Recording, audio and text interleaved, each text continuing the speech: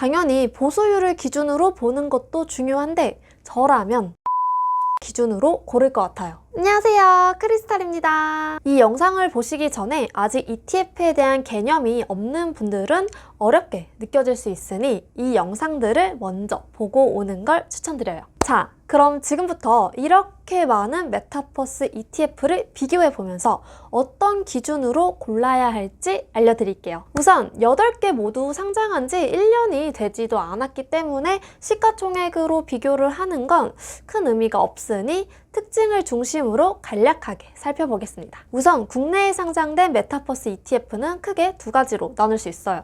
국내 기업에 투자하는 ETF 4개, 해외 기업에 투자하는 ETF 4개. 먼저 국내에 투자하는 메타버스 ETF를 보면 가장 눈에 띄는 특징이 삼성자산운용사만 액티브 전략을 가져가고 다른 운용사들은 패시브 전략을 가져간다는 점입니다. 참고로 패시브 ETF란 추종하는 기초 지수 구성 종목을 그대로 복제해서 따라가는 상품이고, 액티브 ETF는 펀드 매니저가 직접 종목과 매매 시점을 결정해서 운용하는 상품입니다. 그러면 삼성자산운용에서 만든 코덱스 메타버스 ETF는 펀드 매니저의 역량에 따라 수익률이 좌지우지 될 수 있겠죠. 그래서 펀드 매니저의 역량이 굉장히 중요합니다. 이 상품의 펀드 매니저분들이 누구인지 봤더니 3분이더라고요. 최근 연평균 수익률로 보면 엄청나죠.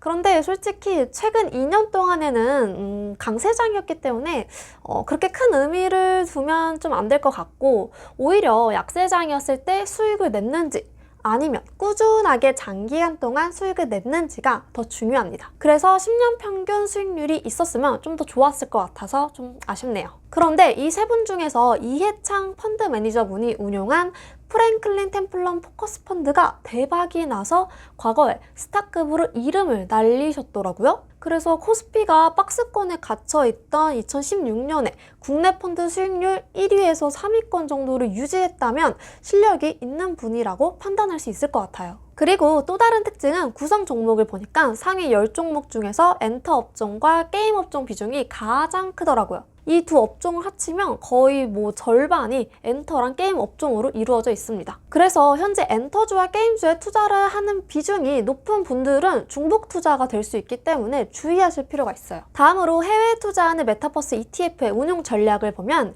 KB스타 빼고 모두 액티브 전략을 가져갑니다. 국내도 그렇고 해외도 그렇고 KB스타만 다른 전략을 가져가는 게 좀 신기하네요. 따라서 해외 메타버스 ETF의 경우에는 앞서 펀드 매니저가 누구인지 파악했던 것처럼 각각의 펀드 매니저 역량이 어떤지 꼭 확인하시면 좋을 것 같아요. 그리고 해외 메타버스 ETF에서 상위 10종목 업종을 모두 분류해 봤더니 반도체 업종 비중이 가장 많더라고요. 국내 메타버스 ETF가 엔터와 게임 비중이 높은 거랑 좀 차이가 있죠. 그래서 해외 반도체 ETF나 개별 주식에 따로 투자를 하고 계시다면 중복 투자가 될 수 있기 때문에 주의하셔야 합니다. 또한 구성 종목을 보면 삼성자산운용사 빼고 다른 3개사는 국내 기업에도 투자를 조금씩은 하고 있더라고요. 다만 해외 기업보다 비중이 너무 적기 때문에 해외 중심으로 투자한다고 볼 수 있습니다. 네, 여기까지 국내에 상장된 메타버스 ETF 8개를 정말 간략하게 살펴봤는데요. 그런데 도대체 뭘 사야 될지 고민되시죠? 그래서 지금부터 이 많은 상품 중에서 어떤 기준을 갖고 투자해야 하는지 알려드릴 거예요. 기준은 크게 2가지가 있습니다. ETF를 고르는 기준은 총 보수, 운용사, 운용 규모 등 정말 다양하게 있는데요. 그런데 메타버스 ETF의 경우에는 좀 다르게 접근할 필요가 있습니다. 왜냐하면 솔직히 지금 단 한 군데도 메타버스로 매출을 50% 이상 내고 있는 기업이 없기 때문이죠. 그래서 이런 산업에 속한 ETF의 경우에는 종목을 선정하는 기준에 따라 수익률이 달라질 수 있기 때문에 종목 선정을 어떻게 하는지 살펴보시면 돼요. 먼저 국내에 투자하는 메타버스 ETF를 이렇게 표로 비교해보면 가장 눈에 띄는 점은 추종하는 기초 지수가 KB스타만 다르다는 걸 알 수 있죠. 하나로, 타이거, 코덱스 이런 상품들은 모두 FN가이드에서 만든 기초 지수를 추종하고 KB스타만 NH투자증권에서 개발한 아이셀렉트 메타버스 지수를 추종합니다. 다른 3개 상품도 조금씩은 다르긴 하지만 FN가이드에서 만든 메타버스 지수이고 큰 차이가 없어서 묶어서 한번 볼게요. 참고로 아이셀렉트는 NH투자증권에서 개발한 인덱스 브랜드 이름이에요.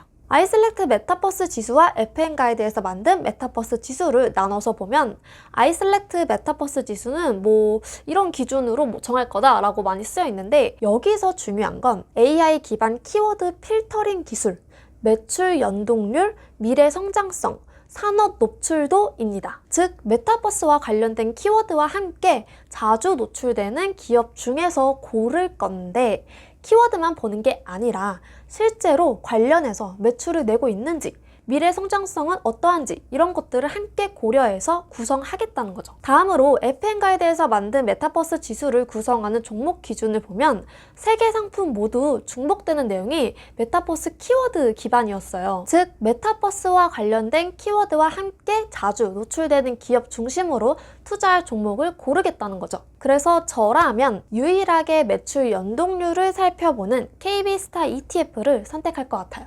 그 다음으로 코덱스 상품도 함께 고려해 볼 것 같아요. 왜냐하면 액티브 전략을 가져가기 때문이죠. 현재 매출을 확실하게 내는 곳이 없다 보니 키워드만으로 선정하기보다는 펀드 매니저가 바텀업 방식으로 분석해서 재무적인 부분을 고려할 수밖에 없는 ETF도 좋은 선택지가 될 수 있습니다. 다음으로 해외 기업에 투자하는 메타버스 ETF를 이렇게 표로 비교해보면 국내에 투자하는 메타버스 ETF와는 달리 각각의 종목 선정 기준이 매우 구체적이고 다른 점을 알 수 있죠. KB스타는 AI 알고리즘을 통해 향후 1년간 메타버스 관련 매출이 전체의 50% 이상인 기업 등에 투자를 하고, 타이거도 메타버스 관련 매출 비중이 50%를 넘는 기업에 투자하되 이 중에서 시총 상위 50개 종목을 중심으로 투자하겠다고 했습니다. 코덱스도 살펴보면 AI 엔진을 활용해서 미국 상장 종목 중 메타버스 키워드와 연관성이 높은 40개 종목에 투자를 하고, 내비게이터는 메타버스 산업 5곳을 중심으로 투자하되 바텀업 방식으로 리서치를 병행한다고 합니다. 저라면 우선 여기서 코덱스를 제외할 것 같아요. 왜냐하면 다른 3개 상품은 매출 요소를 고려한다는 전략이 있어요. 그런데 코덱스는 없어요. 그리고 최종적으로 KB스타를 고를 것 같아요. 왜냐하면 여기서도 유일하게 매출액을 무려 50% 이상인 종목들로만 구성을 한다고 했기 때문이죠. 물론 타이거도 이를 고려한다고 했지만 KB스타는 1년이라는 구체적인 기간이 있어서 좀 더 전략적으로 가져가지 않을까 합니다. 하지만 아직 메타버스 시장이 태동기이기 때문에 급변하는 상황에 맞춰서 종목을 발빠르게 바꿀 수 있는 액티브 ETF인 내비게이터도 함께 고려할 것 같아요. 왜냐하면 메타버스 관련 산업 5개를 골고루 투자하기 때문이죠. 두 번째 기준은 메타버스 산업을 구성하는 생태계를 보고 내가 생각하기에 가장 수혜를 크게 받을 것으로 생각되는 산업에 속한 기업 위주로 담고 있는 ETF를 고르는 거예요. 이 그림은 내비게이터 메타버스 ETF 펀드 매니저 분께서 그린 메타버스 생태계인데요. 뿌리와 줄기는 가상현실 세계를 구현할 수 있는 메타버스 생태계를 만들어주는 그 산업에 해당하고, 열매는 구현된 가상현실 세계에서 서비스나 기능을 제공하는 산업에 해당합니다. 그런데 이분은 열매에 해당하는 콘텐츠 기업들은 너무 플레이어가 이미 많기 때문에 경쟁이 심해져서 뿌리나 줄기에 속한 기업을 더 주목할 필요가 있다고 했는데요. 이 말도 맞아요. 그런데 이건 이분이 운영하는 내비게이터 ETF가 콘텐츠에 대한 투자 비중을 10% 이하로 가져가는 전략을 취했기 때문에 이렇게 말할 수밖에 없진 않았을까 하는 생각도 듭니다.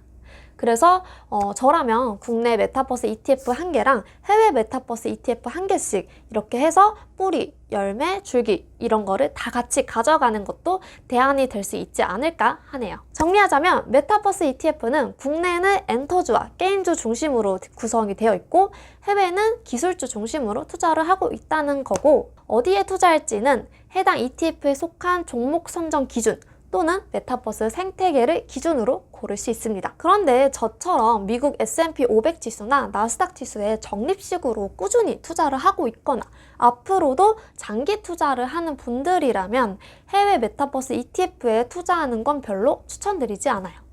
왜냐하면 대부분 시총 상위 기업들이 포진해 있기 때문에 중복 투자가 될 수 있습니다. 이렇듯 각자 보유하고 있는 주식을 고려해서 중복되지는 않는지 꼭 확인하실 필요가 있어요. 그리고 각 자산운용사 홈페이지에 가서 ETF 상품 이름을 검색하면 자세한 설명을 너무나도 쉽게 찾아볼 수 있는데요.